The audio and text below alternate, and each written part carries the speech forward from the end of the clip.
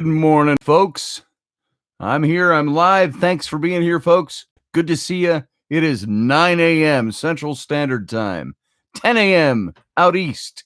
It is 8 o'clock a.m. Mountain Time and 7 o'clock a.m. Left Coast Time.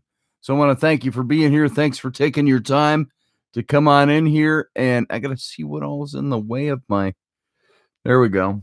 Always have to adjust the camera for different cameras. I think I've explained this before. My internal camera does one thing.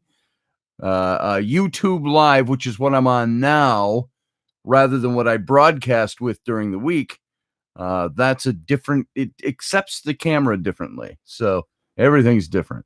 So I want to say good morning to all of you. Neil, good to see you, brother. Glad that you're here this morning. And let's go back a little bit here. Audrey, you were here good and early too. Look at you. You were here before Neil was. So Teresa, good to see you. And Susie Q, good to see you. Haven't seen much of you this week. It seems you've been a little out to maybe a little under the weather. I thought I heard you say once. So I hope you're doing well and feeling good. Not dying from the plague or anything. So let's see who else we got in here this morning. Heather White. Heather from Scotland. Good to see you. So look at our international contingent this morning. We've got Neil from Ireland, and we've got my dear friend Heather from Scotland. So that's pretty cool. Good to see you here. And Chad Sanders, good to see you, brother. Mike Yehudi. I love your name. Just because I can say it that way. Let me take some coffee. I said that in almost a medicinal way. I didn't say let me drink coffee. I said let me take some coffee. I got to take some coffee. So good to see you. And you know what? I was, as typical, up at like 4 a.m., wide awake, up doing stuff, getting things done, cleaned the kitchen, did the normal daily chores, took a shower, got all purtified, and then I fell back to sleep. And I set my alarm on my phone, but I never heard it go off. Well, there it is. Look. It says it's on. It says it says I never shut it off, so I never heard it. But I had my alarm set for 8:30 just in case I fell back to sleep, because I sat back down on the sofa and was watching something. And sure enough, it went off and I didn't hear it go off. So it's good to be here this morning. Glad I'm on time, and glad I woke up what did I wake up at? My re-waking was at about 15 minutes ago. So you ever do that? You get up really early and you're up and you're awake and you fall back to sleep and you wake up a couple of hours later and you're groggy as hell. So that's happened to me. So not only Heather White, I see again right there on my chat. I see Sean Bowden right beneath her. And Teresa, I said hi to you. Julie McMurty from New Zealand. Good to see you. I can't do a New Zealand accent. I always fail at that one. So, but it's good to see you, Julie. And let's see who else we got going this morning. Leslie, good to see you, Leslie. Glad that you're here. Want to say thank you again for your support, Leslie. Leslie is one of my faithful supporters who always throws me something, and so I appreciate that. Thank you very much. It always comes in handy. And it's going to my further research. It's going to make me a better man, Leslie, so thank you. And I appreciate that. And look, without all my logos all up top, you can see more stuff. It's like you can see not the whole Bigfoot, but there's, Bigfoot's up there. That's a real casting, by the way. Up on my wall. You can see how big he is. I have such little hands compared to Bigfoot. So it's kind of clean without all the logos up top. How about that? Let me adjust this. Everything is always different in here. So there we go. And Matt Finn, Good to see you, brother. I hope I didn't miss anybody along the way. I'm all the way down to, I think, being caught up to live comments coming in. So great to see you. Julie, I try. I haven't watched enough Crocodile Dundee to get my who else was the other one? The late Steve Irwin. Crikey. But that's Australian. So I do New Zealanders have their isms, like you have Australian isms, colloquialisms, the crikey and good day, mate. And what else do they say? They sing, they don't say down under, but what's the other ones that they say in Australia? Fair dinkum, things like that. What do you say in New Zealand? You got anything special that's a verbal colloquialism from where you are? So, oh yeah, Neil, that's been up there for a while. That was given to me about 10 years ago. I was speaking at an event, and there was a guy who's pretty well known in Bigfoot research in Pennsylvania.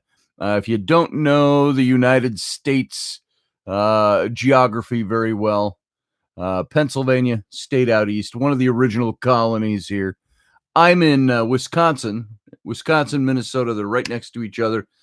North central United States, right up at the peak by Canada. And Pennsylvania is way over to the east. So I met him there at an event, and I'd known him for a few years. And he brought that to me. That's a casting of a casting. So I believe he said, and he may have corrected me on this, but what have I got on my wall? Oh, that's a nail hole. It's where he used to be before I repositioned him. But that's a casting of a casting from the not the. I thought he said it was from the original Patterson Gimli film. Where is that in the very famous one? And he said that when he gave it to me, but then he corrected it a couple of years later. Says, no, this is from a casting of a casting from a different place. So, but there it is. It's up there on the wall. So Neil says, I'm so dumb. It is only dropped that those on the wall are Star Trek phasers. I always thought they were drills or lasers or something. LOL. Why does he have tools on the wall? Because I'm a tool man. Yeah, those are Star Trek phasers up there. Oh, I think I can take that off its mount. There you go. There's one of them, Neil. This one may have the battery, and it's got stuff that mounts it to the wall, but this one doesn't. But, that turns on the hand phaser, and all the buttons work, and it lights up when I have a battery in it. When I hang it on the wall, I don't have a battery in it right now because I don't want it to corrode while it's hanging there. So, yeah, that's one of them. Let's see if I can get it back up without too much distress. There we go. It's magic. It's like, in the show Star Trek, they just stuck them to their side. Little Velcro. You feeling the love, Mike? That's good. And so this morning, if anybody new is listening and not necessarily in the chat room, this is not officially part of my Odyssey radio show. Wow, my brain is slow this morning. Not officially part of my Odyssey radio show, although it appeals to my live stream audience. That's why I'm a little looser on this. I'm not broadcasting on Odyssey. And, frankly, I could skip this if I wanted to, but I do this because so many of you got used to this show when I was doing live stream only. And it was just live streams. I look back on my earlier, I clicked on one of the David episodes when I was talking about King David and did that series on him. And there's no intro, there's no music, there's no nothing, because it was just me popping in live like this. Just doing my live streams every day. So there you go. Must be the snow, Leslie. Did it snow out last night? I haven't even looked. I didn't think it did. So Anyway, Carly, good to see you.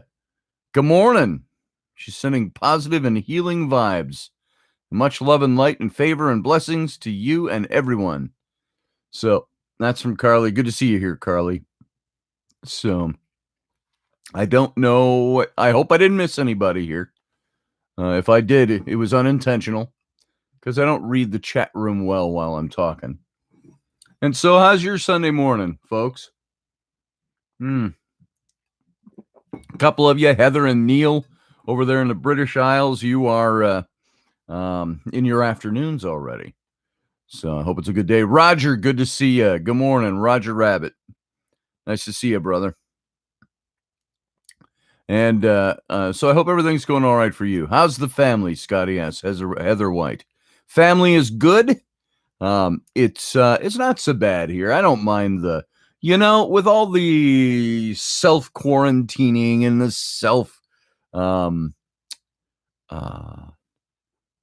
what's the word I'm looking for? Isolation. Everybody's talking about self-isolation. We've been doing this for roughly 10 days to 2 weeks now. 2 weeks in earnest, I think. And frankly, I don't notice a lot of difference. Sad to say, or maybe it's just part of, being getting a little older, being a family man and stuff like that. I don't get out as often. I don't do as much stuff as I used to. I used to go to the Irish pub at least once a week. I don't even do that anymore. It's been years since I've done that. 10, 15 years. And, we're pretty much homebodies. Something just went across my screen.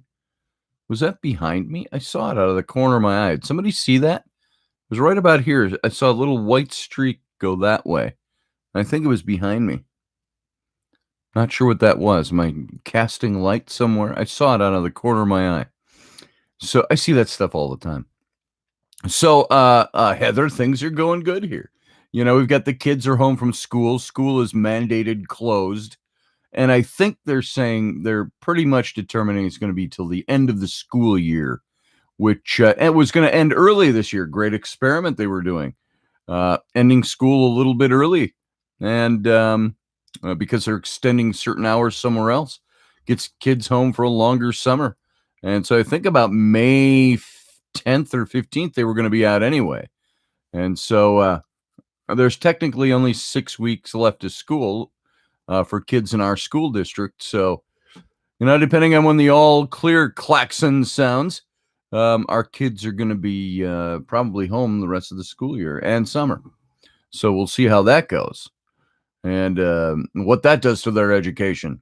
They're doing things. They send them home with, we don't have a computer for every one of our kids in the house.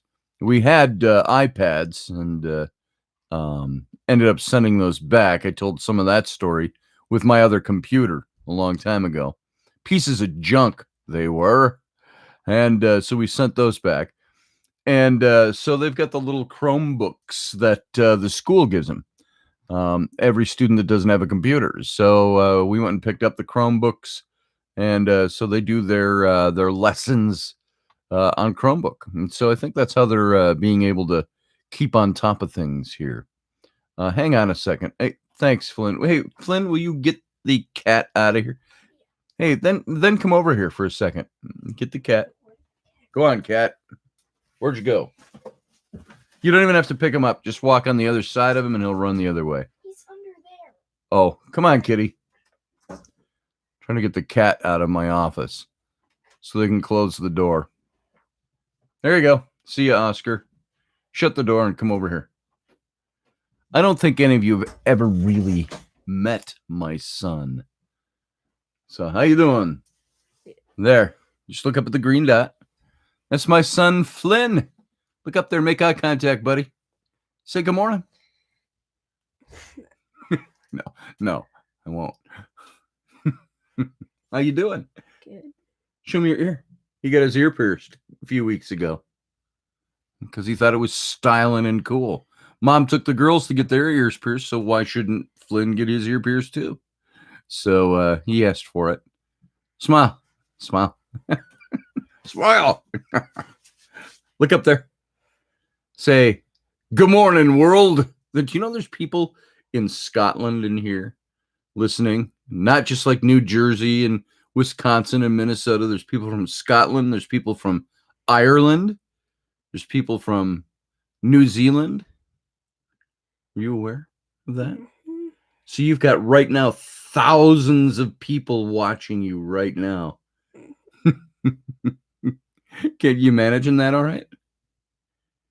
You're pulling away from me. You want to go, don't you? Mhm. Look at my eyes. I love you. Come here. Give me a hug. My boy, this is my boy. All right, say goodbye. Just do me a favor. Look in the green dot and say, see ya.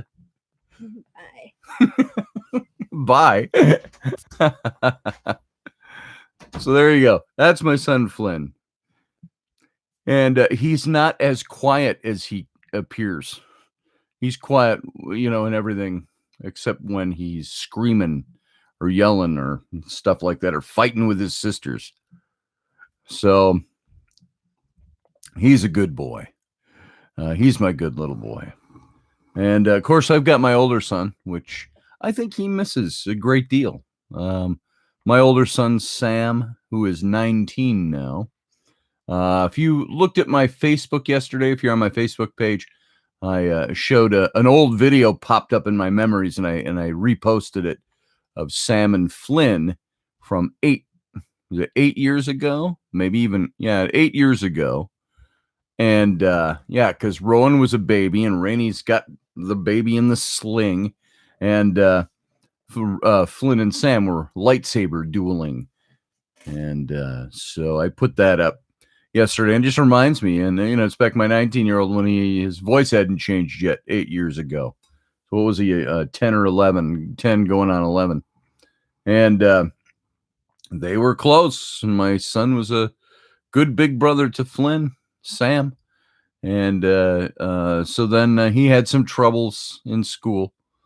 And, about the time he turned 14 and 15, and he was having some problems and smoking weed. And not that we all didn't do that. He got caught. And it just got worse for him. And he left our house. He decided, I love my little brother and my little sisters, but I think I'm going to go live with my mom for a while. And because mom doesn't have any other kids around, and he kind of thought, as dumb kids do, that I can get away doing more stuff, because Rennie was tough on Sam and I was. We had rules. We parented Sam, and my ex-wife, his mom, did not. And so we said, look, if that's what you really want to do, you have a right to do that. And I could have told him no. And I could have made him not go, but I said, okay, you go, you experience what you think is freedom. And within a month, he got in trouble down there. He did some juvenile delinquent type of things. And so he ran into trouble with law, and he almost went to juvenile detention, jail for kids. And he was lucky. He skirted that. But he hasn't lived at home since all that has happened.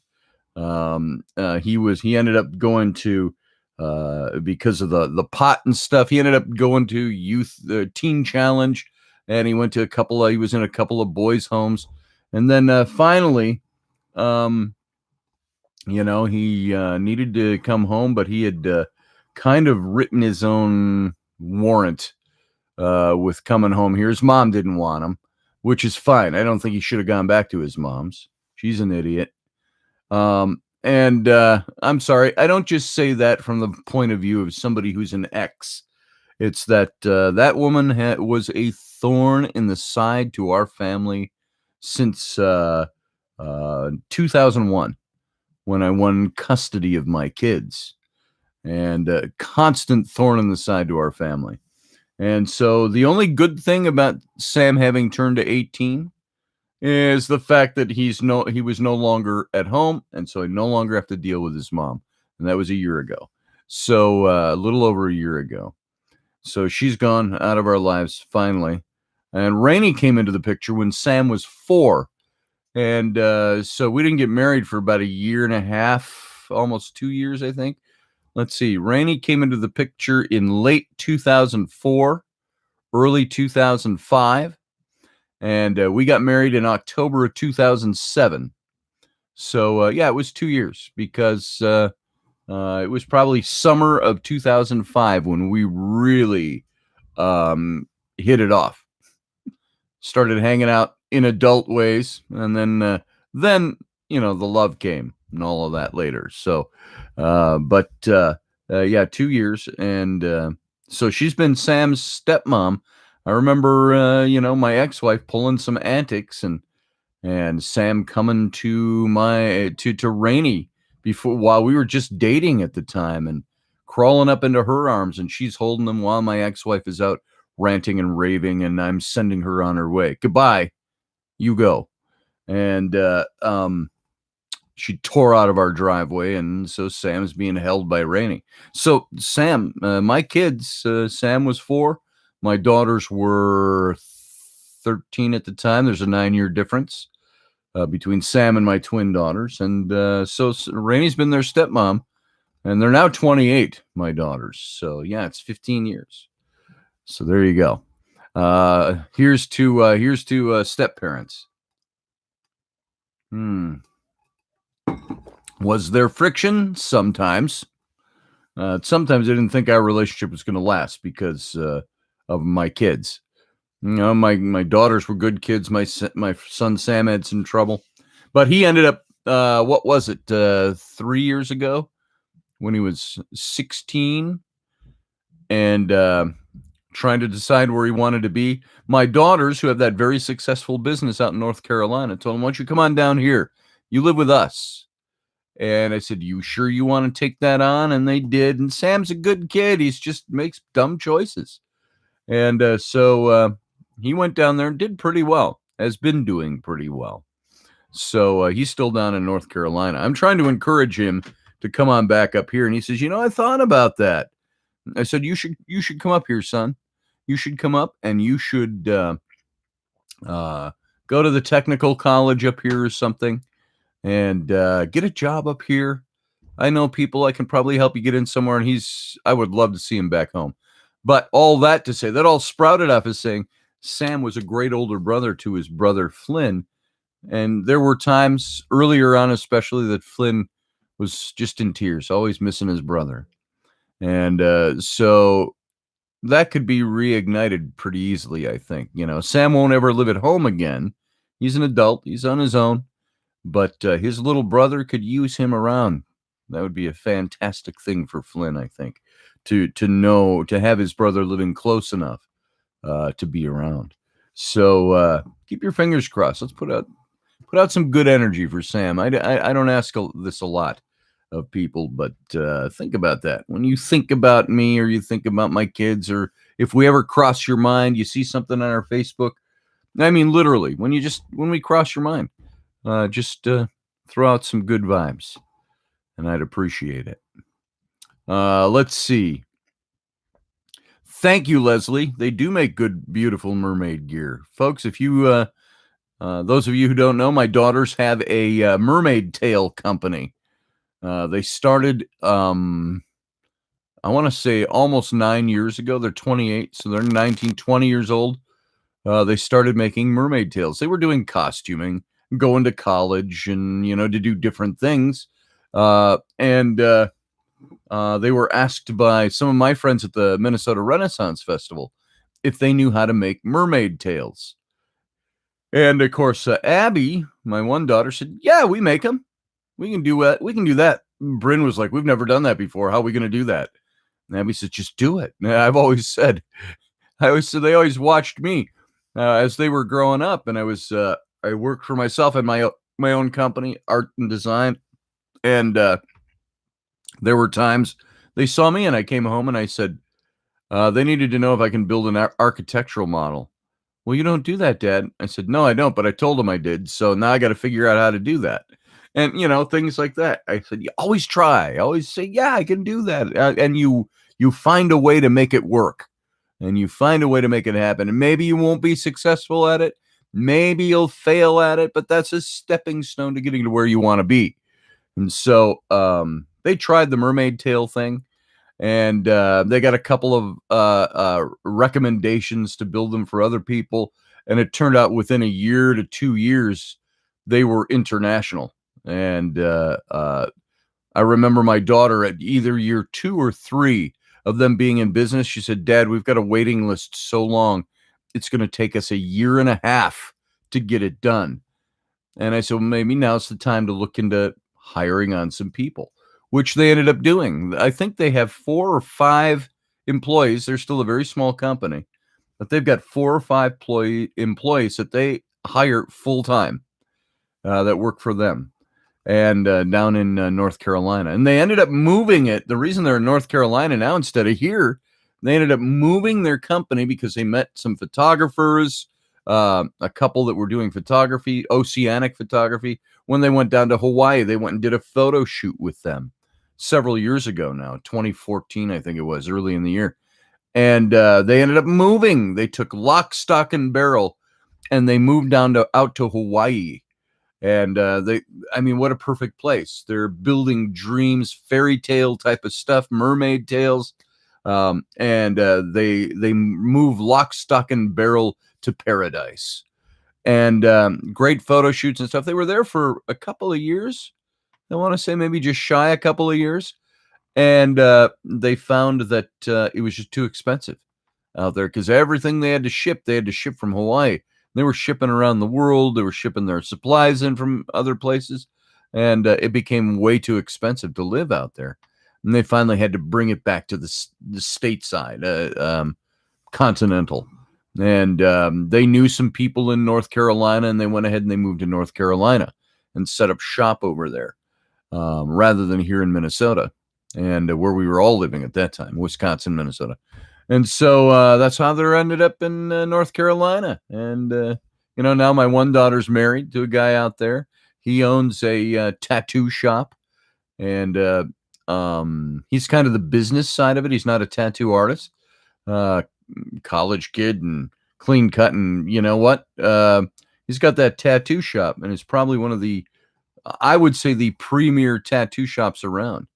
And they're in Charlotte, North Carolina, and doing fantastic business. And he's got 3, 4, 5 people working for him as well. And so he and my daughter Bryn got married. They bought a house. My daughters bought their own building not far from Charlotte, about a half-hour drive out of the heart of Charlotte. And they bought a building, cash on the barrelhead. It was an old building. Some of you have heard this before. Old building from the turn of the last century, so about 100 years old, a little more, and gorgeous old building. And they sank about $350,000 into that building, cash. How many kids do you know who could pay cash for their building at age? How old were they? 25, I think, 26 when they bought that building. Could pay cash for a building, a big 3-story old warehouse building. All the wood floors and the beams and the pillars and the brick and all of that, and then take another $350,000 out of their earnings and totally refurbish it, which they did. They kept the old style in the building. It's still gorgeous and antique looking, but they updated everything for what they needed, the HVAC and all of that stuff, and had to put in walls and blah, emergency stairwells on the outside and stuff like that. And so totally updated with their own money out of their pocket. They're debt free, and they own their own building, all refurbished. They could sell that building now for like 5 times what they paid for it because of what they did to it. So there you go. I mean, that's people who, my daughters, practically teenage, just 20 years old, started a business making mermaid tails, and now they still do it. And I mean, it's a success story. It's fabulous. They wanted to do a TV show with them. A couple of producers, twin daughters, beautiful. They're good looking. They have a business of their own. They're in their 20s. And this is a few years ago, and they just were so busy, they never had time to commit to it. So they never did it, although they've been featured on a lot of things. So go online, look up Finn Folk, Finn, F-I-N, Frank, Finn, F-I-N, Folk, FinnFolkProductions.com. and you'll see, unless they changed it. I thought they said that they changed it to just Finfolk now. They were able to do that. But anyway, that's how you find them. It's Finfolk. Let me look while we're even here. Let's see. Finfolk. Let's see if it comes up. .com. I want to see if it comes up just under Finfolk. Yep, it does. Finfolk.com. And you're going to see their company, and you can see everything they do. Fantastic work. So I got to tell you that. I just had to share that. So Audrey, put that in the chat if you would, please. If you're sitting at your keyboard, I could do it, but I want to give you something to do this morning. So Finfolk Productions. Oh, you already did. Finfolk.com. It's way up there. They have a new phone app too, stuff like that. So thank you, Audrey, for doing that.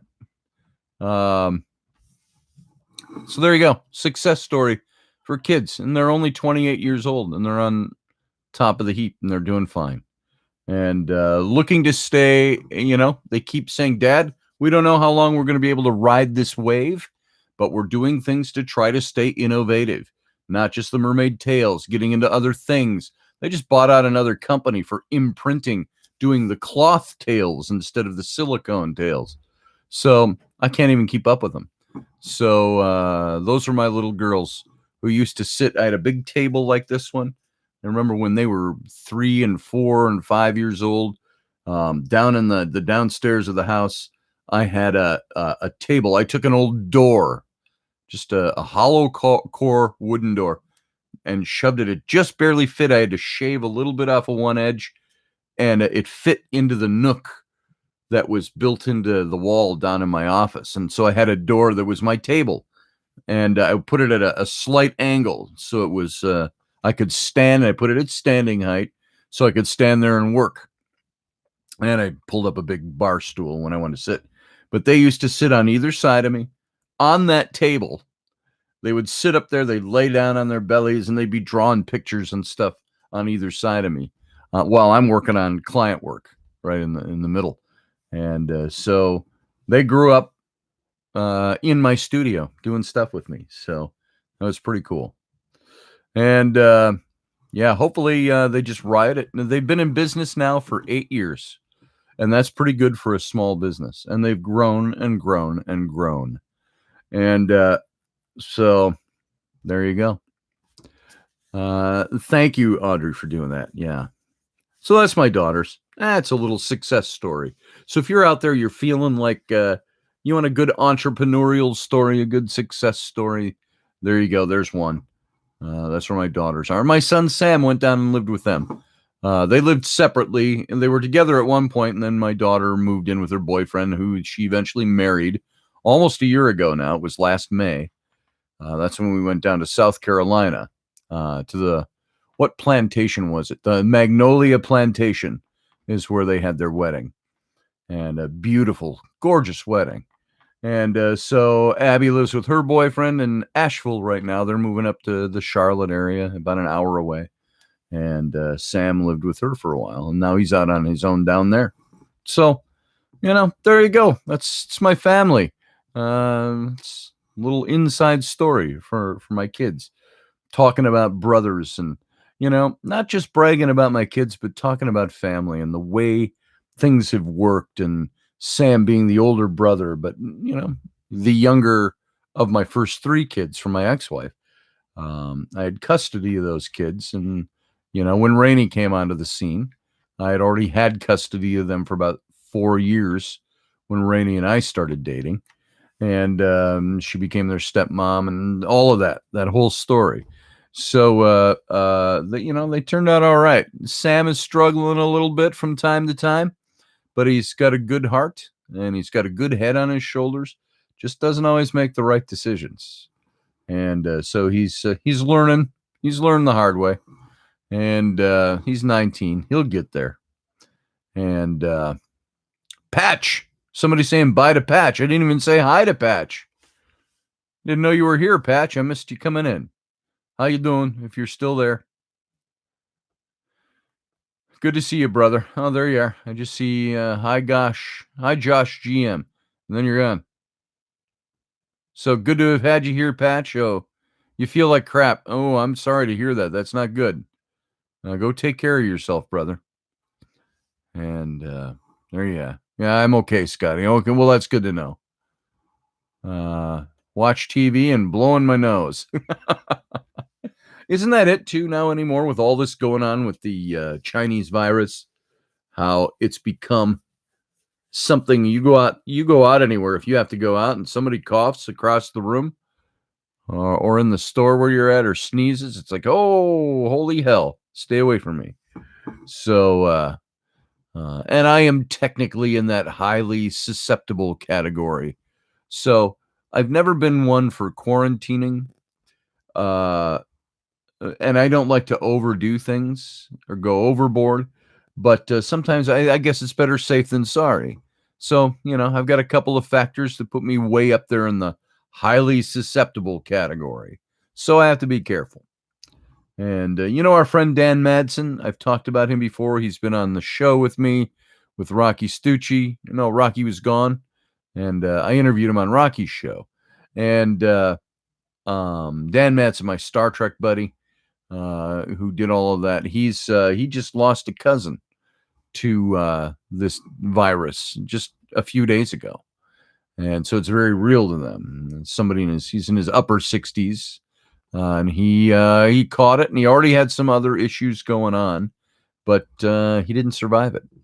And so Dan's pretty shook up by that. And Dan, of course, has dwarfism. And so his respiratory and his heart and things like that have got their issues as well. And so he's got to stay. Now that he lost a cousin, a dear cousin of his, he's even more so. So I got to stay inside. So it's real. People get it. And so, what do you do? And so you have to stay indoors. I got to stay indoors.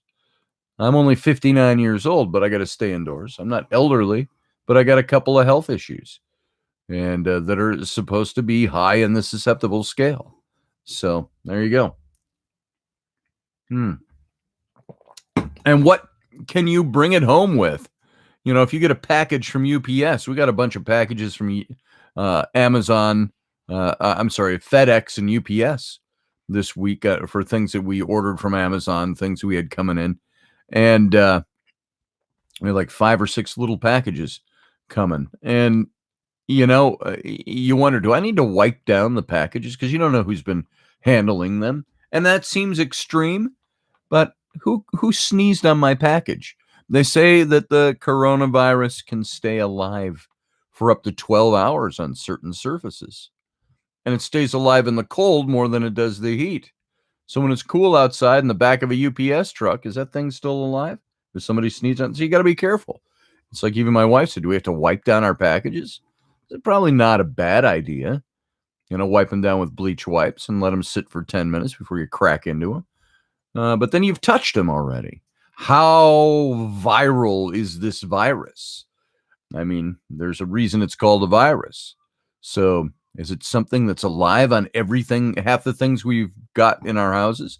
Even if you don't go out and you order your toilet paper or your food from Amazon and you get it, how do you know it's not contaminated?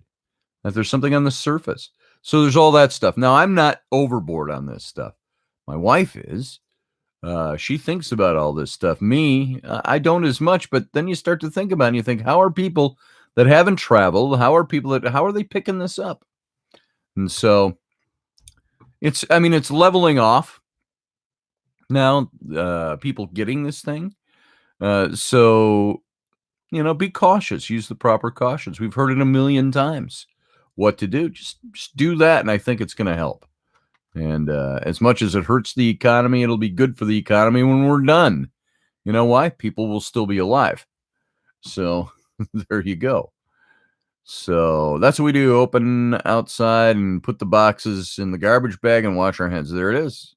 There you go, Matt. It's the way to do it. And we haven't even done that. My kids tear into the packages. They get to open them all and we just make them wash their hands afterwards. Wash your hands, hand sanitize, throw that stuff out. So, Leslie, we go about our daily life. We don't hug or kiss anyone. Don't go out of your way for human contact. I'm a hugger and a kisser too. Come on, bring it, a hug and kiss. But yeah, we're kind of the same way. We're not. I've never been one to go overboard on this type. Not that we've had this type of thing before, but we had other threats, and then there's all the news and all the news that's not the news doesn't make the news, and you got to ask the questions about conspiracy theories. You got to ask the questions about what's affecting us and what isn't. How bad is it really? How bad is it not? But then you look at Italy and you say, look at how many people have died in Italy. You know, people forget Italy, for all the talk, the political correctness talk about, oh, it's not a Chinese virus. Yeah, it is. It originated in Wuhan. And Wuhan is a big textile industry. What do you call it? Not a port, but they're big in textiles. And they have a huge, huge interaction with Italy because of the textile industry. And that's why Italy got hit so bad. All those people going back and forth between Wuhan, China, and Italy. And that's where it started. That's where it kind of originated. Even though this thing has been around for years, this is no new virus. So it escaped from a lab in a market in Wuhan. I don't know. I don't know for sure. So all I know is it's out there. We have to be careful. So you just be careful. So hazmat suits suck. Yeah, they do. I'd rather overreact to the situation and be safe. There's that, Audrey. That's like I say, better safe than sorry. And so I've washed my hands more times in the last 2 weeks. My hands are so raw and dry. You know, I'm putting weird stuff on them, you know, weird concoctions that you don't even think. You know, it's like my wife has had stuff in little tins, you know, and stuff for years. And you get that and you go, maybe that'll work. And you're like, oh, that works a little better. And taking down the redness and the, you know, the raw sometimes. And so, because we wash our hands so much. And, you know, they say you can take a blow dryer and put it on a hair dryer and put it on high heat and you hold it up to your nose and you spray a little moisture in there. You do that for 10 minutes. They say because this area of your nasal passages, your sinuses, your mouth, your nasal passage, it all stays a little cooler. And that's where our germs pack up when we breathe them in. And that Wuhan virus, that thing can't survive high heat. Over 80 degrees, I think, is what it was. And so you breathe that in. If there's anything hanging in your nose, your naval passages, you can kill it by apparently using a blow dryer on high heat and squirting some water, you know, a little sprayer while you're doing that, bringing in humid air. And I suppose you could boil water in a pot and put a towel over your head. That's the way they used to do it in the old days, because it kills the virus in the nasal passages. Because especially this COVID-19 Chinese Wuhan virus, coronavirus, it can't withstand high heats. So I'm glad we're going into the spring and summer months now. So there you go. Keep yourself safe. That's about the bottom line right there. Stucci, how you doing? Make sure to get a hair dryer and spray bottle today. Yeah, do it, brother. So I haven't done that yet, but they say if you're concerned, that's one way to kill it in your nasal passages. So how you doing, Rocky? Good to see you here. And 800 degrees is pretty hot. No, 80 degrees kills it. So not 800 degrees, Ruth. If I said, I don't know if I said 800, 80 degrees. So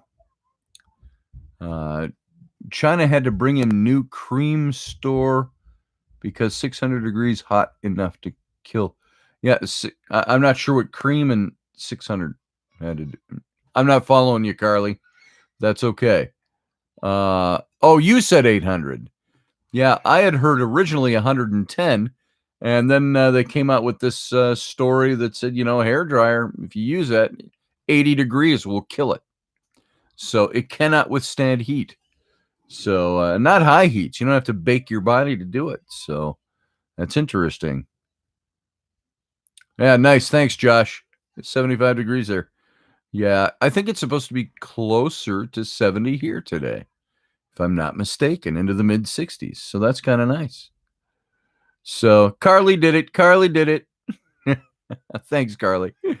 So I didn't see what Rocky said. If you're laughing, if we told people eating their own shit would cure it, they would be sharing recipes. Ain't that the truth, Rocky? Well, I have it from good authority, Rocky. The hairdryer thing came from a doctor. So there you go.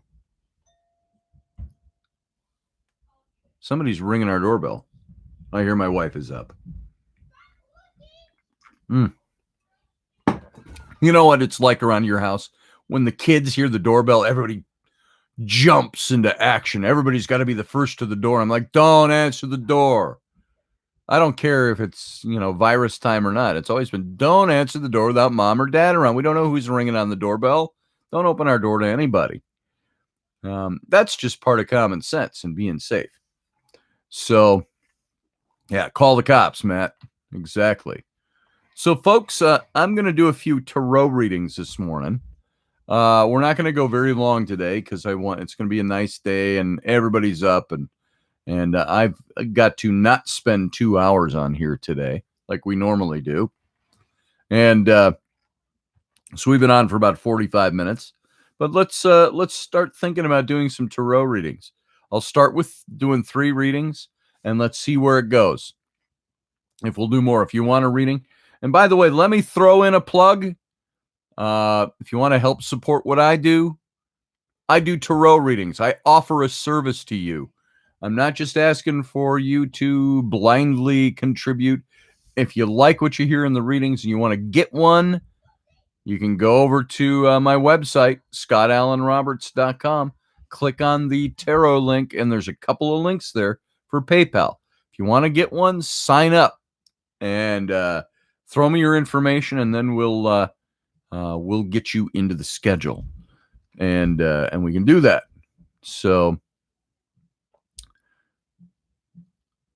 oh yeah, Audrey. Well, you live in a building, Audrey. She says she freaks out if someone knocked on her door. Yeah, we're private entrance of our own, which leads right into the kitchen. So, or on the back side, the big sliding glass door. So we're right on a big corner, So residential area, but So yeah, we're safe around here. Let's just put it that way. So, oh, you live in a house? Oh, well, that's good. But we don't have security cameras and all that. Rainey would like to get some. They got those new doorbell things. You can get those too.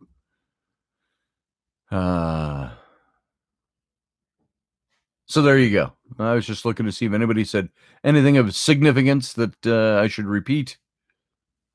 So anyway, coronavirus.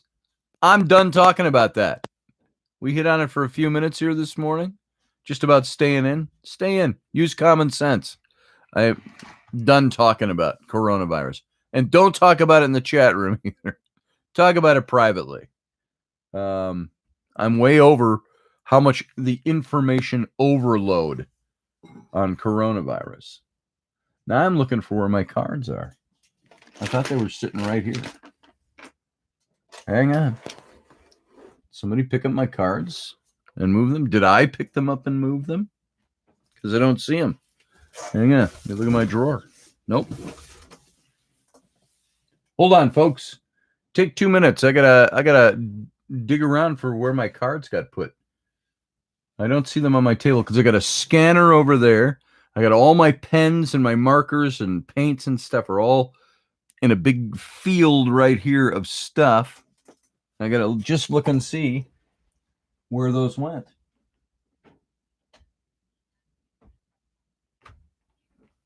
I've got my other deck of cards here.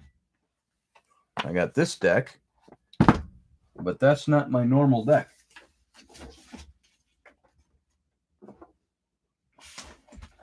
Hang on, folks. I'm going to go turn on the office light, the big light, so I can actually see in here. Hang on. Talk amongst yourselves. There they are. They're way out on the corner of my desk, like 5 feet away from my arm reach. So I got him. We're good. All right. I love these cards, this Golden Tarot, but they're bigger and they're hard to shuffle. I don't like that. So, all right. Let's get a little list. I just need 3 right now. And don't bum rush me on the list because I'll see 3 and then I won't see any others. So let's get something to write on here. If I can reach it. Good grief. Oh, something of my wife's. Make your own cube. That's for the kids for school. I'll just write on one of those. Because you know what? She can print another one. All right. So, who needs a reading? Let's see. Did I see Teresa saying, I know you need this reading. Carly, did you ask for a reading? Let's put you down. Number 1, Carly. And hey, folks, if you need a reading, I do readings. It's part of what I do for a living. So contact me anytime. You don't have to wait till Sunday morning. They just cost you something when you're not doing it on Sunday morning. So if you need a reading, contact me anytime. Let's see. Who else we got? All right. I got you down, Carly. You know who else does fantastic readings if you need one? Jennifer Roberts. She's in here most of the time. You want to go take a look at her stuff. You can see she does a lot of readings online, not for people specifically, but general readings. And she puts them over on her YouTube channel, Jennifer Roberts. So let's see. Thank you. I don't want to guilt anybody into buying a reading. I'm just saying I do readings here. We do free readings on Sunday morning, but part of that is to help promote the fact that I do readings and that knocked all my lamps all over. That I do readings and that I do that for a living. So if you can get them here, great on Sunday morning. But I also provide them, and it pays me a little bit. So let's see. Anybody else? Am I missing? I'm not seeing. Does anybody not want? Let's start with Carly then, and then we'll come back and we'll look to see if anybody else needs a reading this morning. All right, here we go, Carly. I'm going to get started for you. So, front and center. Let's pull the cards out of the pack. Their own little sack, and shuffle them up for you. All right, Carly. This one's for you, Carly. So I'm going to shuffle, and I believe whatever governs the shuffle of the deck of cards.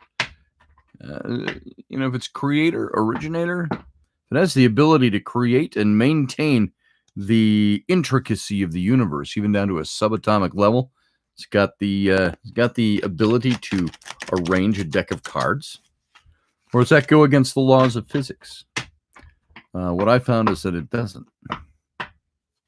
So it's not just me.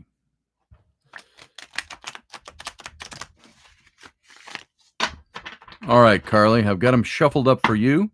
If you were here, I'd have you cut the deck. So I'm going to go ahead and cut the deck on your behalf. And let's put them all back together. All right. We're all shuffled for you, Carly. Here we go. I'm going to pull 3 cards, past, present, and future. All right, your current, where you are right now. You've got the Star card. That's your current situation. Your recent past is the Wheel of Fortune. Your near future, where you're going, is the Queen of Swords. All right, So we're going to take a look at these now. I know what all the meanings of these are, but let's dig into them a little deep and see how the cards modify each other. That's the thing about seeing the cards in a spread, is that they will modify each other. And so the star card, this is your first card. This is temperance and balance. This is in your current situation, which the current situation, you're going to have a new current situation tomorrow. You might have a new current later today. This could be for something big that spreads over the course of weeks. This could be something small and isolated, just or one of the things going on in your life. And you're going to be the best one who's going to be able to interpret that. So the star card, this is it means it's a period of, you're currently in a period of respite. It's renewal for you, respite, renewal, things coming new again. The renewal might be spiritual, it might be physical, it might be both at the same time. And it's particularly a positive sign if you or someone close is recovering from illness. And, I know some things about you. I don't know everything. I've heard a few things. I don't know what's going on exactly with you, but I know you've come through some stuff. This is a card that says you're currently in a period of respite from illness, from something that's been going on. And the star is the light in the darkness. It's illuminating your future and your past. And if you see here on this card, if you look, let's see if I can see this as well. So I know I'm showing it to you well. This is first of all, it's a naked lady card, boobs.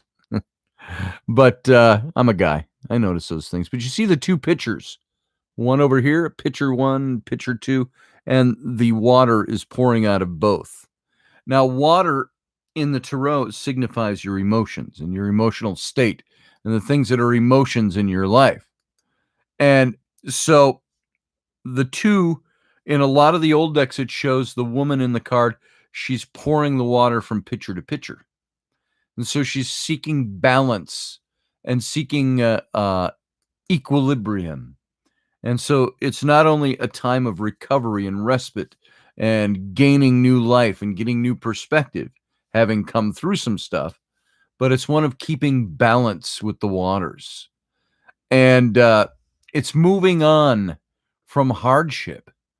It's the hardships of the past, some things that have troubled you. It's beginning your renewal. And at the end of all the struggles is going to be peace, is the idea. So long as you keep the waters of your emotion balanced and you rely on your inner strength and external support systems. Those could be two of the opposing things that are going on. It's more visible in the temperance card with that feature, but it also appears in the star card. It's providing balance. And so consider that balance and restraint when finding solutions to your current situations is a good thing to have. The right amount of help and encouragement is going to bring harmony and happiness to your cycles of life. And the time of renewal is on top of you right now. You've chosen the right path. You're doing the right things. It restores you're doing the right things to restore your mental and your physical health, your spiritual health. And by being brave enough to choose the riskier roads, you might inspire those who are around you. Comes with this card. And so the star card in your current, it's a symbol of hope. It's a symbol of renewal. It's a symbol of beauty. It suggests that there's a period of spiritual tranquility for you. It might seem many times we're in a state of tranquility, but we don't always accept that it's there. And we manhandle ourselves and we second guess. And we don't let the peace and the tranquility take over. This is a card that's there, Carly, so take advantage of it. And it's spiritual, physical, mental happiness, emotional, and positive opportunities. And so the overall feeling of the card is very optimistic, very serene. I mean, look at the picture again. It's all about the star. Shining like the stars is the idea with this. So that's your current. That's not a bad current situation to have. You're in a period of renewal from harsher things that have led up to this. Now, the card in your near past is the Wheel of Fortune. It's not necessarily a bad card, but it's a card that um, talks about changing times and changing things. This is the card of your recent past, the Wheel of Fortune. Now, by the way, these two cards together in a 3-card reading, you got 2 cards from the major arcana. So the star and the Wheel of Fortune. It's almost like God snapping his fingers in your face and saying, listen to this, Carly. This is an important message. Now, the card of your recent past, this is all the energy you're just coming out of. Some of that energy may linger into your present and into your future, but this is all the stuff that's brought you here, where you are right now. And it's the Wheel of Fortune card. And we always had a saying that went with this card: what you lose on the downturn, you gain on the upswing. And so it's a changing of times. It's symbolic of life cycles. The Wheel of Fortune speaks to good new beginnings. And most likely, it's the idea that you're going to find the events to be positive, that are changing in your life. But being aspects of luck and fortune, they may also be beyond your control and influence. So tend to those things you can control with care and learn not to agonize over the ones that you can't. Because life has its cycles. It turns like a wheel. And so if you've gone through a bad patch for a while, that's on the downswing and the good is turning up. And usually the opposite could be true. You could have gone through some good times and the bad's coming. That happens to us too. But when you see it in the cards, in the readings, in tarot, it's generally a symbol of better things are coming to override the worst things that just happened to you in the past. So the actions of your past are the seeds to succeed in the present. And to make progress, you have to accept that things are changing. And so there's beneficial change approaching, but it's out of your control. You can't put your hand to it and stop it or start it. It's just happening. So you got to go with it. And so the future is going to yield an opportunity to change paths toward personal growth, personal happiness. You have to be ready to change your ways of thinking, is the idea with the Wheel of Fortune card. Because whether or not your actions bring success, they represent beneficial change to you. And so the Wheel of Fortune stands for luck, for changes, a new direction in your life. It also shows the ups and downs, and the overall feel that the card is positive is what is the big message here. So what I'm seeing so far is that you're in a current state of being the star, having the stars shine on you, good things happening, healing, respite, so on in your present. That's on your lap right now, and it's come from the Wheel of Fortune, which has said the bad is past and the good is coming. That's been in your recent past. It's on top of you now. So that's, so far, your reading's pretty darn good. Now, your third card is the Queen of Swords. This is your near future. Now, remember what I say about the future reading cards. Even in the big spreads, you got the near future like this and the outcome, which is future read. When you see this card, this is stuff that you're already starting to slide into.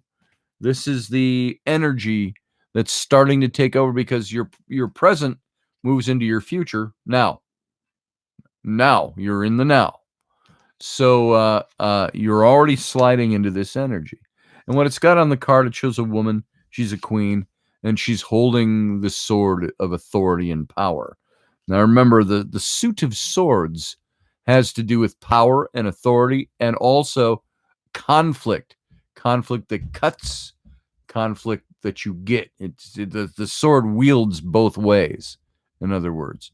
And so the Queen of Swords, there's always been a phrase I've attached to this, and I learned it a long time ago, that states that the Queen of Swords is the queen who rules alone.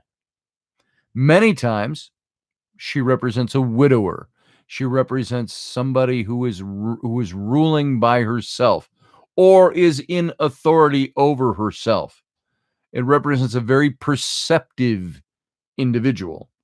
She's sharp-witted, professionally distant, and you'll most likely find her to be your aide. And many times, this doesn't have to do with somebody in the outside, but you.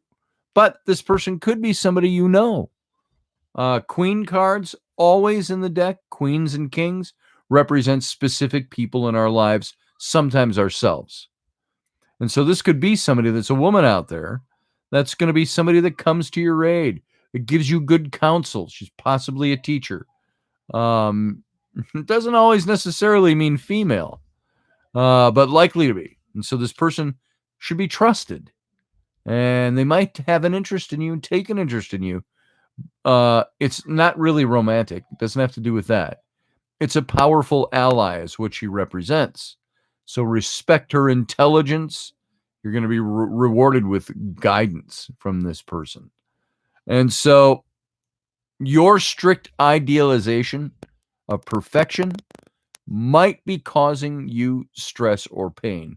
You think things are supposed to be a certain way and they're not being that way. So by continuing to uphold your ideal, you're going to make it impossible to get past it and to achieve something better. So sometimes you got to let go of the ideal and expect counsel from somebody who's kind of a sharp-witted elder, who might be a woman, probably a woman, somebody who may rule the roost on her own. She's got power, she's got authority. And so it's possible to maintain your independence while accepting help from friends. So remember that. You can accept advice or reject advice. Somebody's going to be giving that to you. And don't focus so intensely on your goals, as this might be constructing your ability to achieve them. Constricting, I'm sorry, not constructing. And rely on your spirit, the strength of yourself, to illuminate the bigger picture for you. So again, you might also be the queen yourself.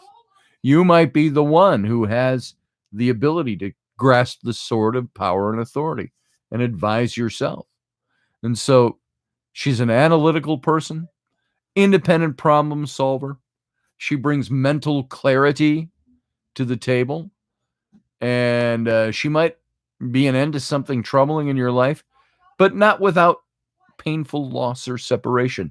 That's the element of this card that rings true, is that this is the woman who is the widower, the one who rules alone. She grasps the power and authority, doesn't marry a new king, but she's the queen to the king who's gone.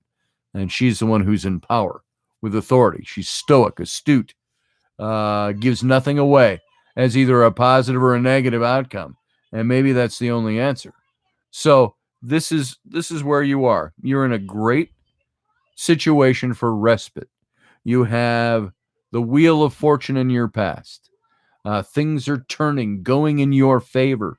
And it all ends up with this woman. You're either going to be the woman who, this doesn't signify necessary loss, divorce, death, things like that. None of that is necessary. It's just saying you are a person who has the ability to rule alone and make the decisions that you need to make, or to look to somebody who has the ability to do that for you, to help you in those areas. So that's what the cards say. So that's your situation right now. You're in a good place, and look to the advice, or take the advice of yourself as the queen who can make the great decisions. So there you go. I hope that's helpful, and I hope it works for you, and that was meaningful.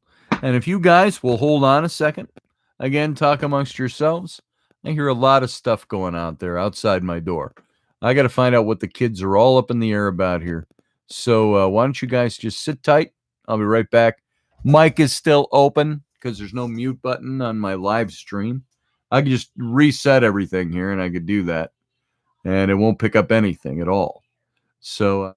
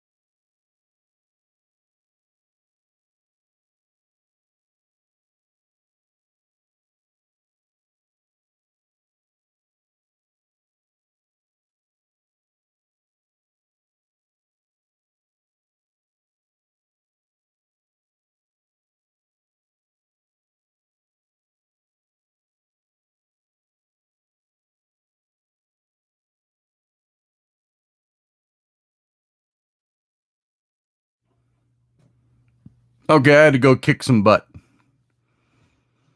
So I'm not even sure where. You can tell me. Can you hear me okay? Too hot, too low, too whatever?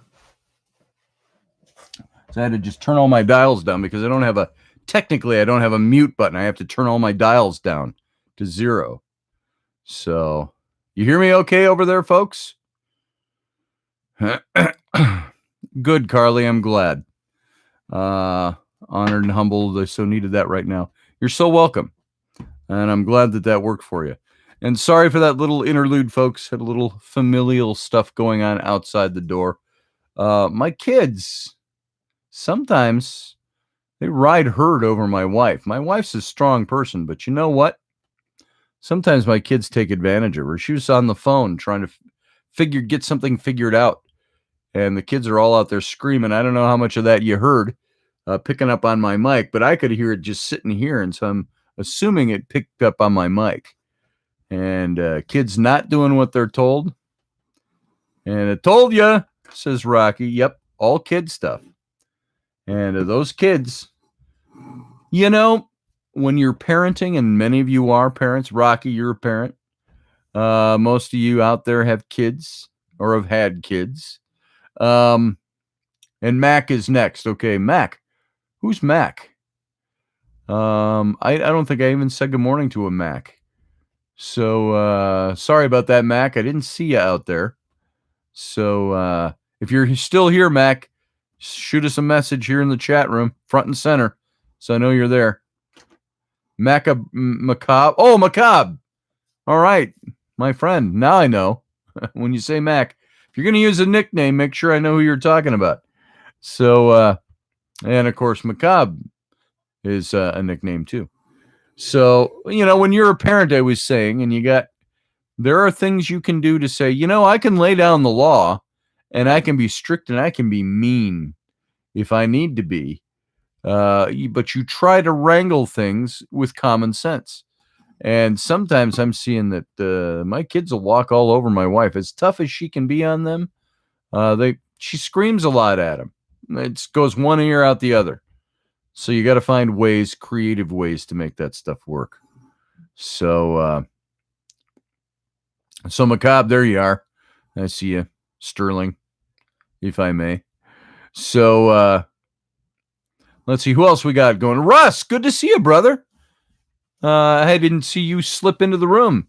Russ is, by the way, folks, Russ is the owner of Odyssey Radio.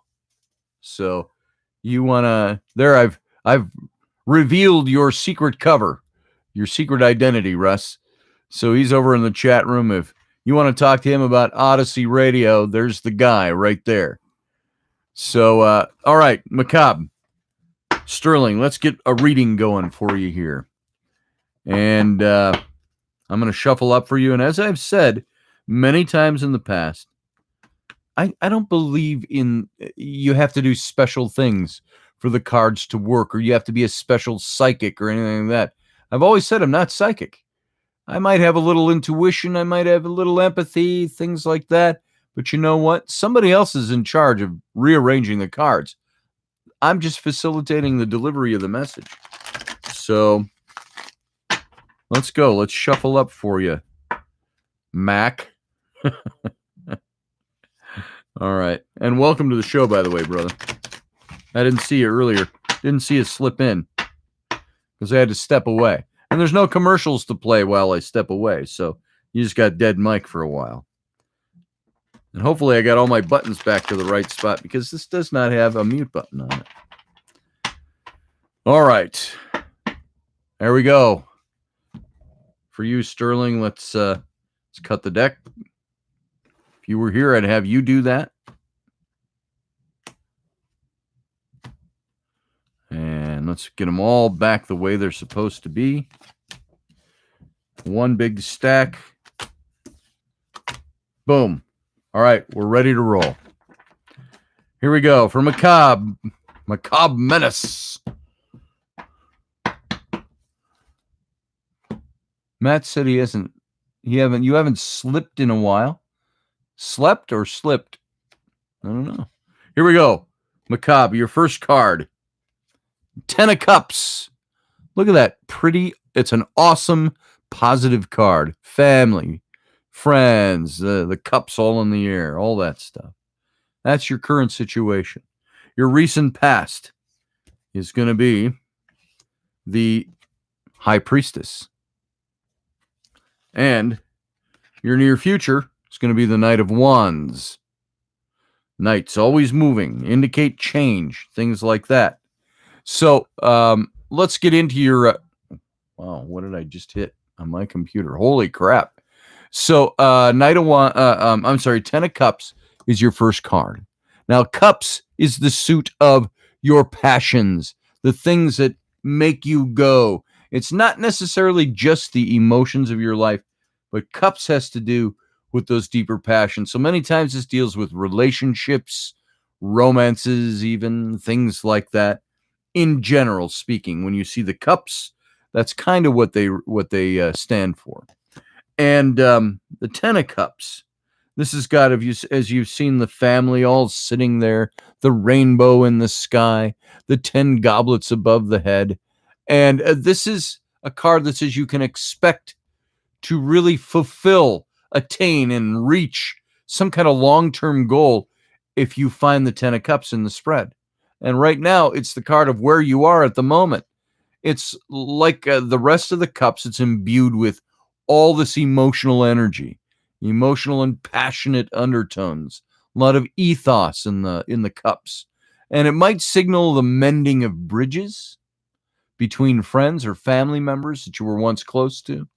If there's been a rift of any kind in your family, you might also find it that symbolizes your own inner emotional turmoil, things that you've had breaks on the inside going on, and finding resolution to things that have long stood unresolved for you. And in reference to like marriage, it's usually marriage. That's what comes to mind every time I say that. Marriage. In reference to marriage, it's usually indicative of this long-lasting emotional bond or some rift there that has been fixed and mended. And so by taking confidence in your own direction, in the path you're following and where you want to take your life and things, your deepest convictions, you've been propelled forward. And this commitment and your comfort with authority might have allowed you room for recognition, success to manifest in your life, in your current. Now, this could be your whole life. It could be a big thing that's going, it could be a microcosm of your life, something you've been working on, or a detail that's being coming to the surface right now that needs tending to. So this is something that indicates there's a new undertaking, some kind of new undertaking.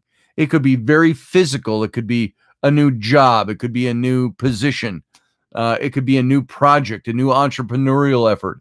Take it out of the material category. It could be a new relationship, a newness to a relationship, a mending of something that's broken. Take it very personal and deep inside. It could be something that was broken in you that you fixed and that you're healing from, and that you're going forward with something new. So all by itself, this card doesn't indicate if it's work related, family related, relationship related, personal. Doesn't indicate that. What it indicates is that there is a mending. There's a thing that's happened. Your new convictions, you're being moved in a new direction. There's a new project. There's a new something going on. The potential for financial success is linked to it. That's why the golden goblets that's why I chose the solid family on the face of the card, the happy family with the dog and the kids and the wife and the husband, and the golden goblets and the rainbow in the sky. It's all this thing that says, despite difficulties that you've encountered to get here, you're balancing your happiness and your prestige in work. You're finding these things that domestic and material things are starting to merge a little better. And so the card represents kind of a perfect harmony that you're in the middle of right now. It's harmony, abundance, happiness. and it's personal or family dreams that kind of come true. To use that coin, I hate those cliche for your dreams are coming true. Well, it's kind of what the card is. It's kind of fulfilling things. It's an overall sense of you have satisfaction in where you're going, where you've been, what's gotten you here, and now you're going to find the security in life, positive achievements, emotional stability. That's what this card represents. And this is the card that's on the top of you right now. This is where you are. This is your current, is that you're experiencing this. And maybe not to its fullest yet, but it's right on top of you. So it might be something that takes you in a new direction. Now, that's built on the card of your recent past, which is the High Priestess card. And the High Priestess, if you see her, it's hard. I've got this light that's up here, the spotlight, the stage, the cameras. But my spot's right up there, so I got to tip it a little bit to see it. But it's the High Priestess card, which is a card of the epitome of insight and knowledge and intuition. It's that stuff that comes on you because you've researched and opened up the hidden meanings to things. It's almost like she's standing here and she's got the books and the scrolls and stuff she's holding on to. And so the card itself stands for opening up the hidden meanings of things, finding the true source of things. And this is in your recent past, by the way. So this has already happened. This is what's bringing you into your current energy of this fulfillment and getting things right, and things are on track now, moving toward the goals. And so your identification with the High Priestess suggests, and this is in your recent past, that you possess this inherent good judgment, this good clarity of thinking. And it's in the form of strong intuition. It's knowing stuff, knowing the hidden meanings that maybe other people don't see in things. And the High Priestess might indicate that reason should take second place to your instinct. You might have good reason and good reasonability, rationale. But this is saying that's not paramount here. What's paramount now is the intuition. It's kind of like the Kirk and Spock factor. Saying take Spock and subdue him a little bit. You're now Kirk. You're intuitive. You act on your heart and what you know. Rather than just logic and so on. And so reason takes a second place. Your head has to trust in the wisdom of your heart for a change, is the idea of this. The High Priestess is also an aide by nature, and her presence in certain parts of your spiritual spread could be indicative of someone close to you that's coming to your rescue with their own intuition. I tend to not think that's so. I tend to think, I get the feel that this is all about you. And so intuition is effective at seeing what's hidden to the normal senses of things. And you're going to see what's going to influence. In the recent past, you've either been in need of new experiences, or you might wander somewhere outside your comfort zone. And if you're lacking support in important areas of your life, you should consider the idea of investing your time in new people and new ideas. That's the idea with this card. You're entering a time of renewal, but you may need the help of other people to get there. Now, this is your recent past. These are things you should already recognize having happened. This is the energy that's there that's brought you into your present of this 10 of Cups with the rainbow and the 10 goblets and the family and all the good stuff that's happening. It's finding a spiritual guide is going to help you. Being a spiritual guide is going to help you. Now, there is a negative also to the High Priestess. And this uncovering, this revealing of the hidden knowledge of life. Many times this card can stand for uncovering infidelity, adultery, things like that. So it can have that totally different feel about it. Not just, wow, opening up the mysteries of life, but, whoa, opening up the book, I'm discovering things that have been done to me that aren't good. Now, I don't see that there's anything indicating it's positive or negative, The whole message of the High Priestess is a positive one, though, no matter what, because you are uncovering the hidden things and the things that matter in your situation. You're on a course to receive real reward as a result of this, but only if you continue to discipline yourself, have the motivation, keep the motivation fires burning. If you reject the attempts to dissuade you, your future is bright. So there's going to be neat things happening. Don't turn them off. Turn them on. Accept them. And it brings you into better things. You might need to overcome your fear of commitment to certain things. Sometimes we can be successful people and not like change. This might indicate that there's change coming and you need to accept it. So don't be, you're heading toward a lasting contentment in success. That's what this card is. Lasting contentment. But the High Priestess is bringing you there. Spiritually intuitive. This is things yet to be discovered in your life, is what this card stands for as well. You're uncovering the hidden thing. I always do this when I'm saying that. It's like you're opening a book. You're uncovering the secret messages in life. So, and that's putting you into this situation of following your intuition and a commitment to something and something good that's happening in your situation that you need to pursue and you need to follow. Now, your next card is the Knight of Wands. You see this guy right here, Knight of Wands. And the knights, there's 4 of them in the deck, of course. They all represent messages. It's like the knight was the knight errant. He was the one who was delivering and doing the deeds for the king and the queen. And so this card, and in the wands is the suit of your emotional makeup, the things that make you go. And the fire and the zeal and the exuberance of youth, as it were. And so it's new ideas, new creative ideas. And the knights always are in motion. They're always on horseback, not in this deck, but all the older decks, it shows them on horses. They're always moving. I'm looking at, I think on this card, yeah, there's somebody on horseback and a statue in the background in this particular deck. So there's always motion and always movement.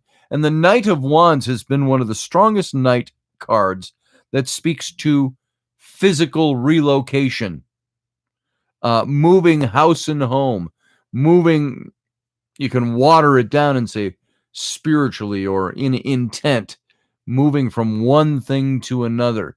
The Knight of Wands, it's this kind of maverick card in the deck, and it might be associated with you if you're giving to spontaneity, shifting your positions quickly. This might lead you to see something a little more capricious, mostly with the joy of energy around it, though. So it's a good thing. And this card can signify change, moving from hearth and home, from one place to the other. It's travel. Could be having to do with going somewhere that has purpose behind it. Not just a trip or a vacation, but it's moving from one thing to another. Might be a change in your total environment. But be very careful. Be aware of this too. This is in your near future, which hasn't happened yet. This is the energy you're going to. It might come on you suddenly. This is spontaneous. Capricious is the word.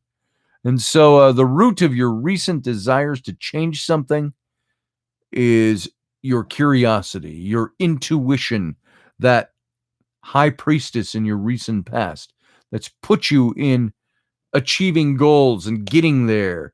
Happy family, happy things.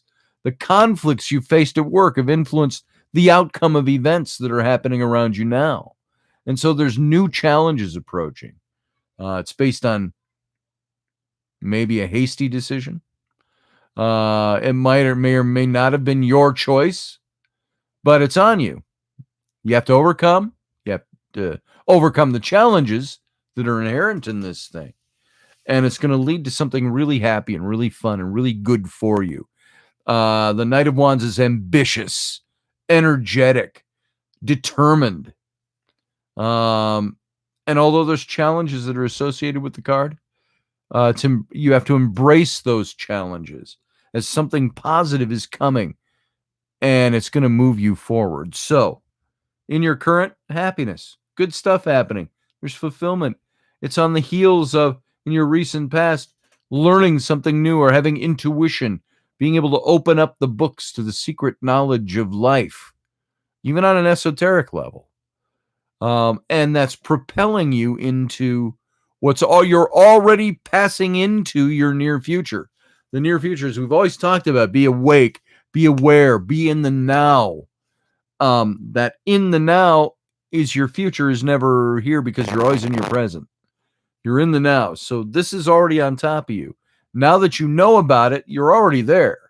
And so something is going to move you into something that's better for you.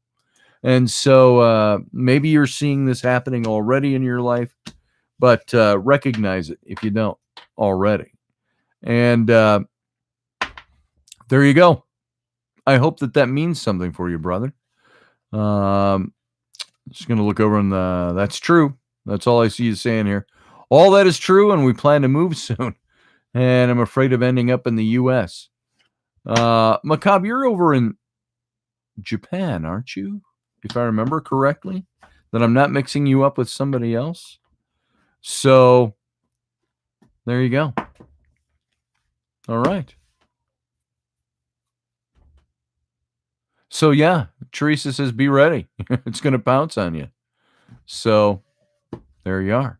Well, I hope that was helpful. I hope it's confirming. Sometimes tarot like this doesn't deliver something you don't know already. Many times it's just confirming what you already know is going on. To me, that's a big, if you will, it's almost a faith builder, because something is confirming that this is happening for you. This is the things you already know. So there you go. Yeah, Osaka, I knew it. I knew I was right about that. We hadn't talked about it for a while. I talked to so many people, I'm thinking, Macabre, Sterling's is in Japan, right? Yep, Osaka. There we go. All right. Who do we have next? This is our third one for now, before I take any more. Let's see how this goes. So, who's up on deck? Looking to see blah, blah, blah, blah, blah, blah. Yeah. Yeah, I hope that resonates with you, says Teresa. I do too, Sterling. So, I hope that's good for you. Be cool if you were back in the States. So, Neil, you're next. All right. There we go. Neil, I'm going to shuffle up for you. Whoa. Well, those fell out. So, you know what I'm going to do? I'm going to use those. Those are going to go on top. All right, Neil. Let's see what we got going here. All right.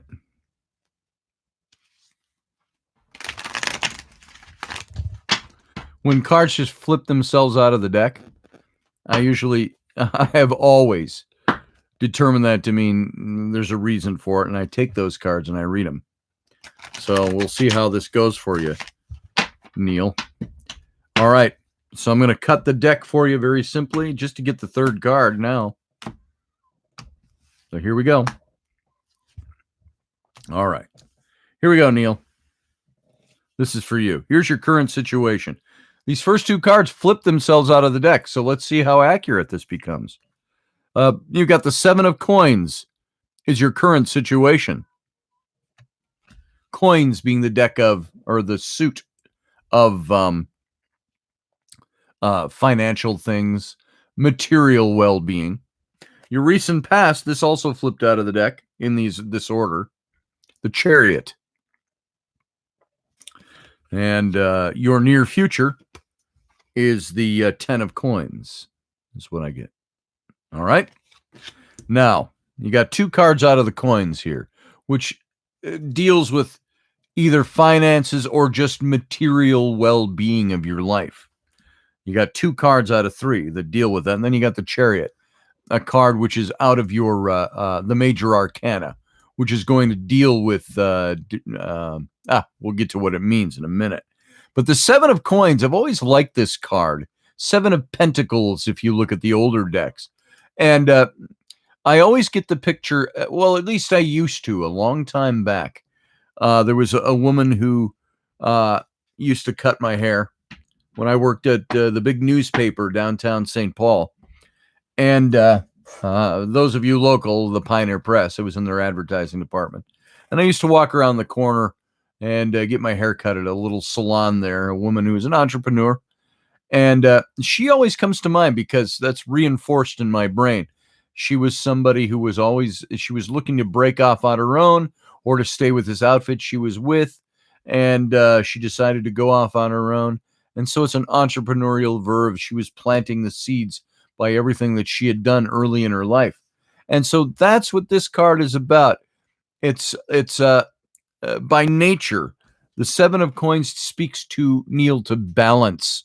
It speaks to, it suggests that you're going to avoid failure in what you're undertaking, but you're going to fall short of runway success in an endeavor. It's equally possible that you achieve your goals, but not in the same time frame that you'd hoped for. You're going to face some setbacks. And in order to succeed, you're going to need to take care to avoid becoming too hesitant, too timid. Progress might be slow or very difficult, but it's possible.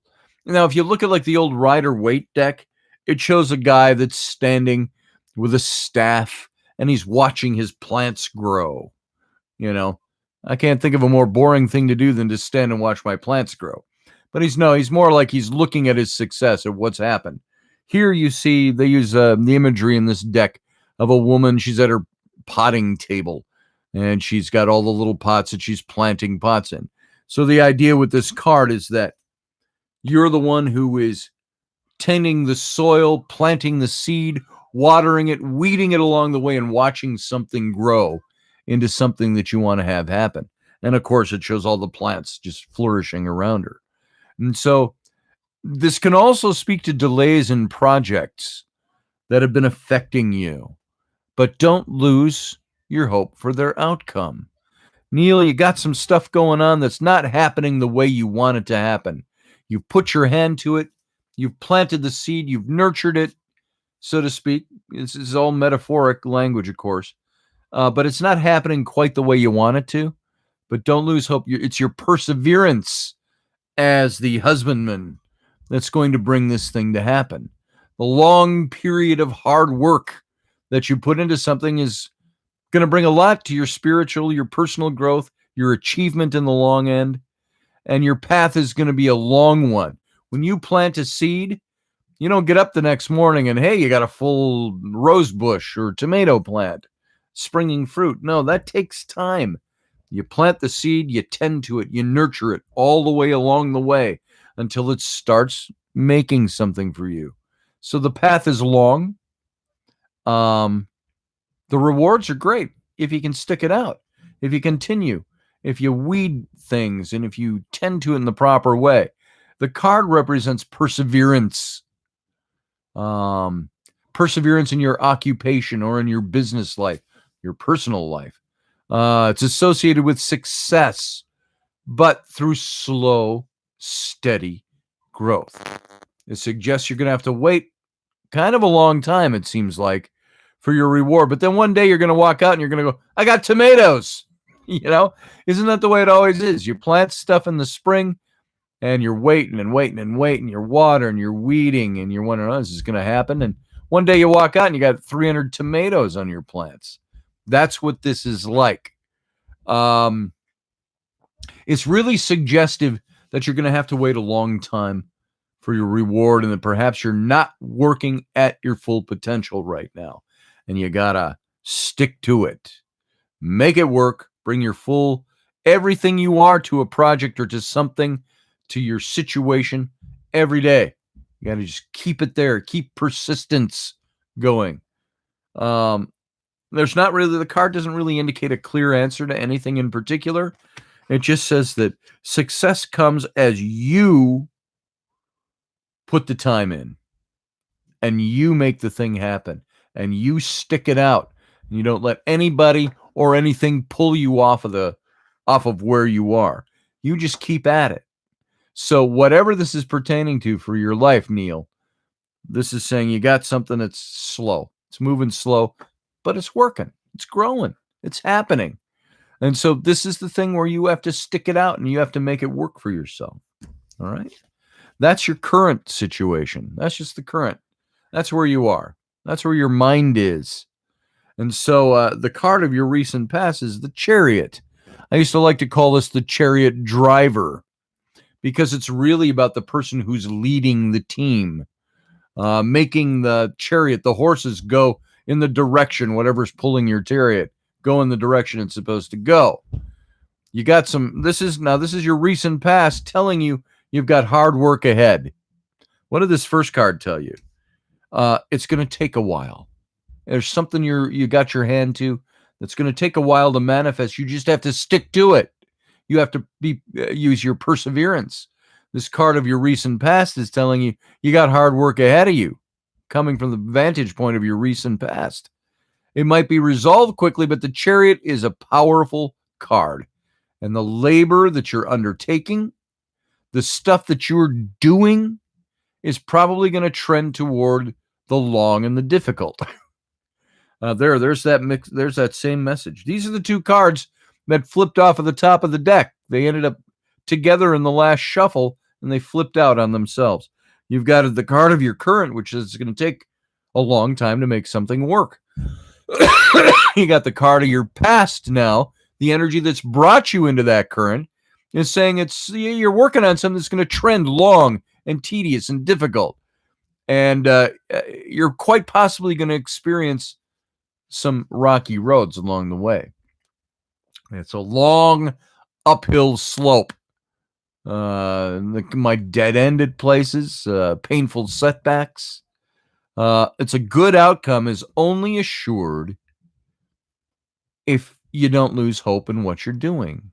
Now, that sounds so subjective, but the meaning behind that, and we all know how our emotions affect the way things come out in the end, how we progress along the way.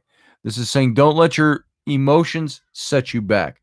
Don't let the setbacks set you back.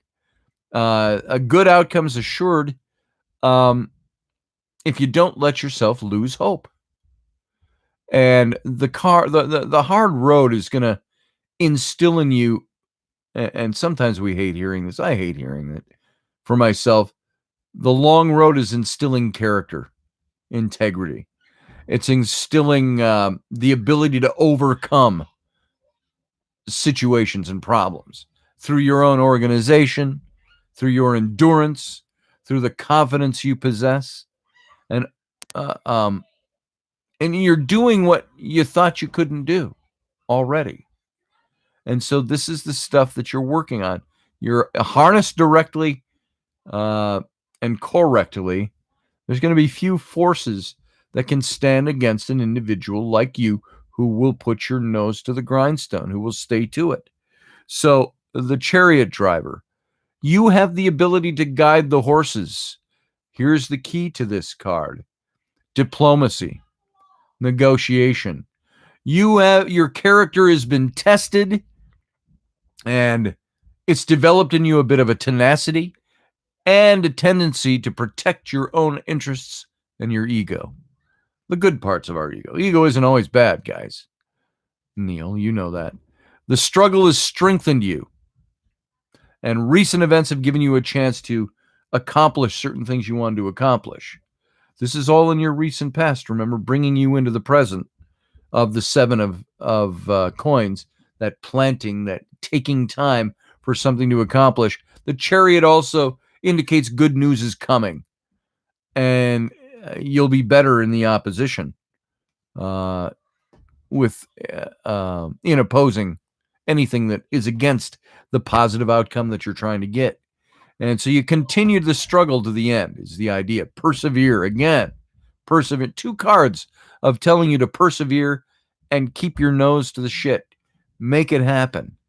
Honor, acclaim, recognition. These are all possible outcomes for you. Only if you don't quit. because there's bumps in the road along the way.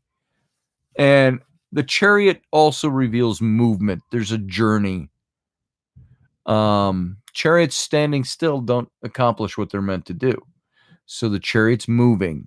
It's a journey. It's a positive connotation that the journey is going to be a progression towards something. And that's your recent past. That's where you've been, and you're now plopped off in the 7 of coins, which says stick to it. Takes longer than you want to, but you're planted the seed. You're already nurturing this garden. Make it grow. Make it do what it's supposed to. It's coming. Even though it doesn't look like it, it's coming. And all of this leads you to this energy, the 10 of coins. Now, again, coins is that suit of your material well-being. It's finances. It can be finances.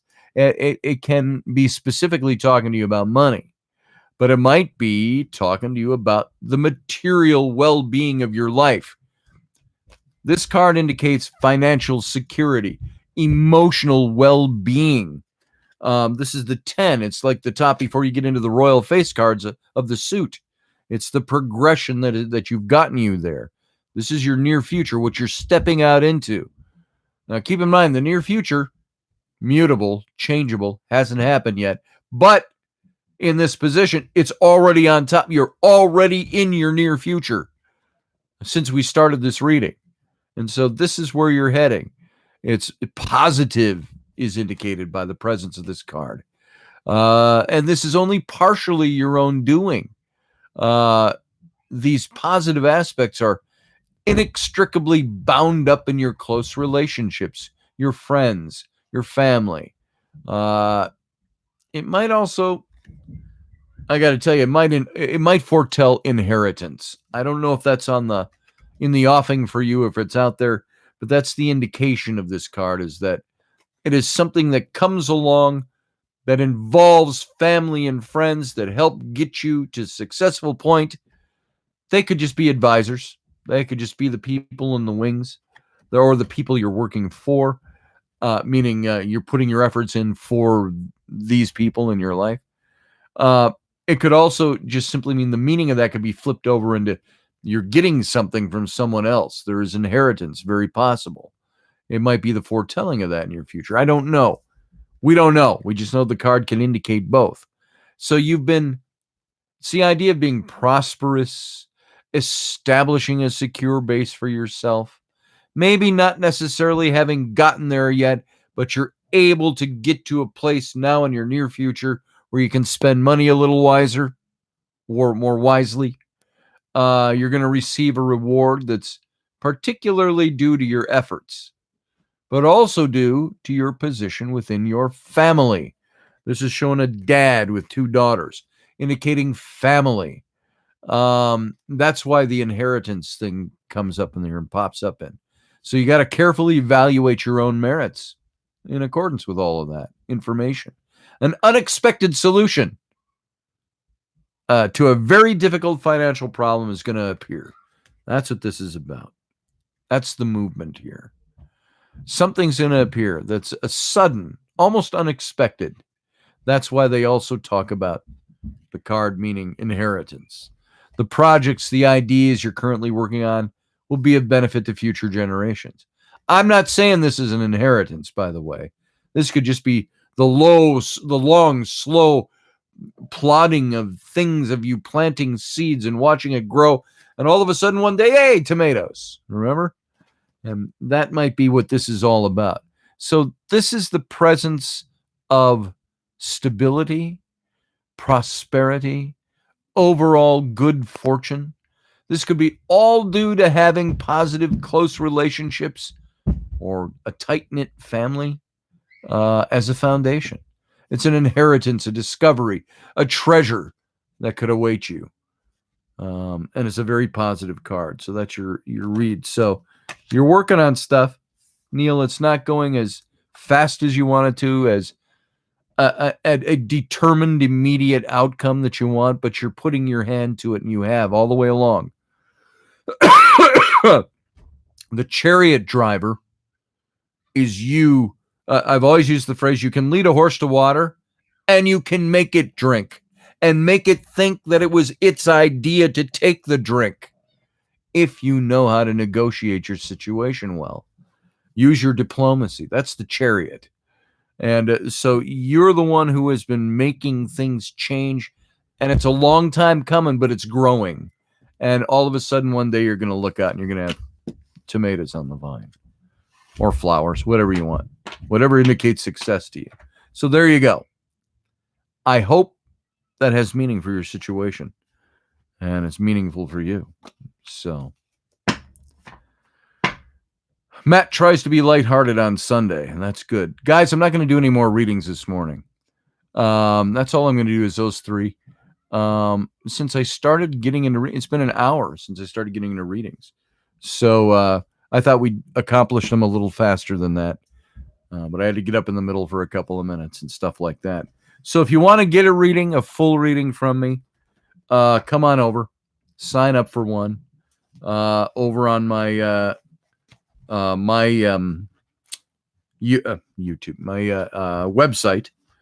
And I'm the kind of guy who can't put tarot cards back in a sack and chew gum at the same time. Hang on. It's getting caught up on something here. I don't have it open enough. So there we go. All right. So come on over if you want a full reading. You can buy one over on my website, scottallenroberts.com. Click on the tarot link, and you can see 2 different readings you can get there. And you know what, folks? If you really need a reading, and my wife would kill me if she heard me saying this, if you need a reading, get a hold of me. If you can't pay for one, get a hold of me. We'll make it work. And you know, if you need one, you need one. So that's the way I view it. So just let me know. And all right, folks, that's all I got for readings today, by the way. And I want to thank you all for being here today. We always seem to wrap up when I'm done with readings, but I think I should this morning. I should get out there and tend to family business, which sounds to have calmed down out there. My wife has the ability to wrangle these things, but it's time. We've been here almost 2 hours. And I didn't see Neil. You can let me know in private if you need to. I don't know if this all meant something for you. Oh, you say up there you're rebuilding your life at the moment. And yeah, that can be a slow, tedious process. But if you do the right things, as you know, you don't need me telling you that. The cards can already confirm what you already know. So there you go. And thanks, Josh. I appreciate that. So thanks for being here, folks. That's Sunday morning. That's what It's Sunday is all about. It's just doing this stuff, talking a little more freely than we can on the radio with our time constraints on radio and so on. And so I want to thank you for being here. Remember, tomorrow night, 9 p.m. Central Standard Time, United States time. That's 10 o'clock Eastern Time, 7 p.m. Western Time or Pacific Time or Left Coast Time. 9 p.m. Central, my show starts. Odyssey Radio, ODYSY1.com. Come and listen to all the audio. You can listen to the audio and also listen to the simulcast here in video. Now, they don't start right at the very same moment. There are delays and stuff, so it may not always sync up. But if you want to join the chat room, you can have the chat room on. You can listen on to the audio over at Odyssey and have the chat room going. And so come on, join us. Join the Intrepid family. Most of you are usually over there. So that's pretty cool. That you also join me on Sunday after listening to me drone on all week long. So Monday through Friday, 9 p.m. Central Standard. For those of you in Ireland, I think you're Ireland and England, you're now 5 hours ahead of me, Scotland, and because of our daylight savings time. So I believe you're still 5 hours ahead. So 9 p.m. My time is going to be, smack dab at 2 in the morning. Your time. Could be 3 in the morning. I don't know which. But I believe you're still 5 hours ahead. So you can only catch me live if you're a night owl. So if you're from over there. And of course, Australia and New Zealand, you guys, next week sometime you're you're live to me. And so I don't even know. Yeah, I think most of the people that are in our chat from down under are 12 to 14 hours ahead of me. So at 9 p.m. here, you're looking at what? 10 a.m. in the morning, 11 a.m. in the morning, noon, something like that. Technically the next day.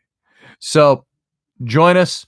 There you go. Show 5 nights a week over on Odyssey Radio. Join us here, and I'll see you guys there. Now, you guys go out and have a fantastic rest of your day. It's now 11 a.m. here, so it's noon out east. It's 9 a.m. out on the West Coast and all around the world, wherever you are, whatever your time is. Thanks for being here. Means a lot to me that you would take your time to join me on a Sunday morning.